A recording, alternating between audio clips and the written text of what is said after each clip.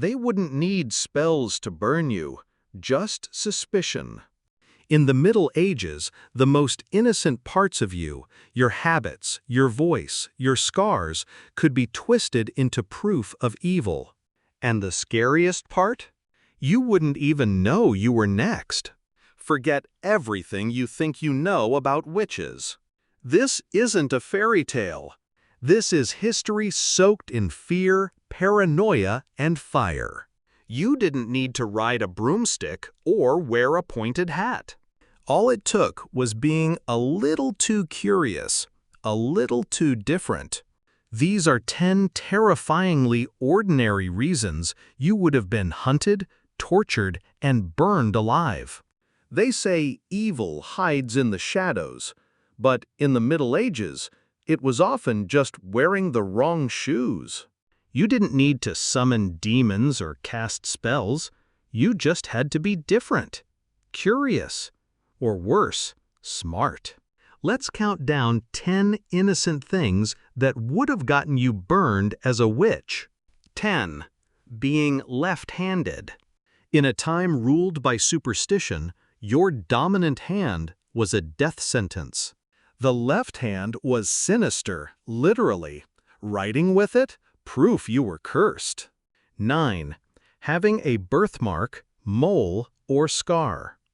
Any strange mark on your body was called a witch's teat. They believed it was where you fed your demonic familiar. No mark?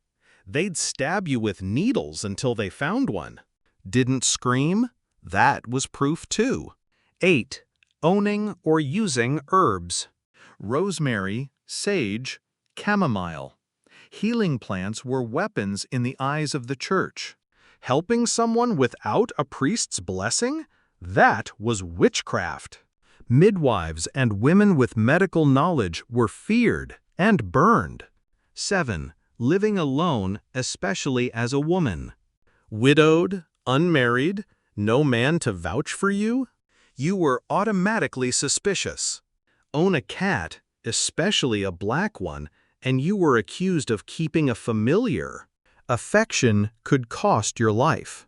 6. Talking in your sleep. Nightmares, mumbles, cries in the night. They believed these were demonic conversations. If someone overheard you sleep-talking, it was your word against theirs. You wouldn't even be awake to defend yourself.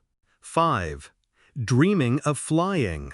Yes, dreams could kill you. Flying dreams were seen as proof of attending a witch's Sabbath in spirit. Even saying, "I wish I could fly," could be taken as a confession. 4. Reading, especially if you were a woman. The church feared literacy. Reading sacred texts, or worse, reading them in Latin, meant you knew something they didn't. And knowledge was dangerous. 3. Wearing the wrong color. Fashion wasn't self-expression, it was suspicion. Red meant lust, temptation, devilry. A red ribbon could be called a curse. And if you laughed when accused? Even worse, witches mocked the righteous. 2. Being disliked. That's it, just being disliked. If your neighbor didn't like your face, if their crops failed, if their cow died after you walked by, they pointed. You burned. No evidence needed. 1. Surviving. This was the cruelest of all. In times of plague, famine, or storms, if others died and you didn't, you weren't seen as lucky. You were accused of bargaining with the devil. You lived, therefore, you were guilty. Truth is, the Middle Ages weren't about finding witches. They were about controlling fear, silencing the misfits, the thinkers, the healers, the broken, the bold, anyone who didn't fit the mold. So maybe the real witchcraft was surviving a world that hated anything it couldn't explain.